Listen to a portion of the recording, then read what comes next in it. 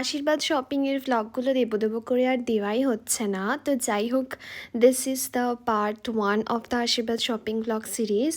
আর প্রথম দিনে আমরা গিয়েছিলাম শাড়ি শপিং করতে। আমি আগে থেকেই ডিসাইড করে রেখেছিলাম কোন কোন দোকানে যাব, তো সেই মতোই আমি প্ল্যান ফলো করি। তো আমরা ফার্স্টে গিয়েছিলাম আদি ঢাকেশ্বরী বস্ত্রালয়, তারপরে Priyo Gopal Bishoi, traders assembly, Indian silk house, but কোনোটাতেই আমার সেরকম কিছু পছন্দও হয়নি।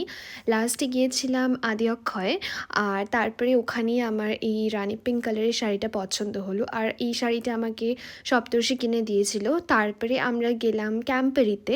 আমাদের প্রচণ্ড খিদে পেয়ে গিয়েছিল আর আমরা খুব টায়ার্ডও ছিলাম, তো উই টুক চিকেন রোলস।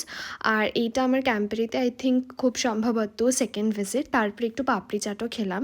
আর শাড়ির ব্যাপারে বলি, শাড়িটা নিয়ে আমি, যদিও আমার খুব ভালো লেগেছিলো, বাট তারপরে আমার মনটা একটু খুচখুচ করছিল যে লাল পরবো না এটা পরবো। তো এটার ব্যাপারে আমি ডিটেলে অন্য ভ্লগে তোমাদেরকে বলবো। So that's it for today, by.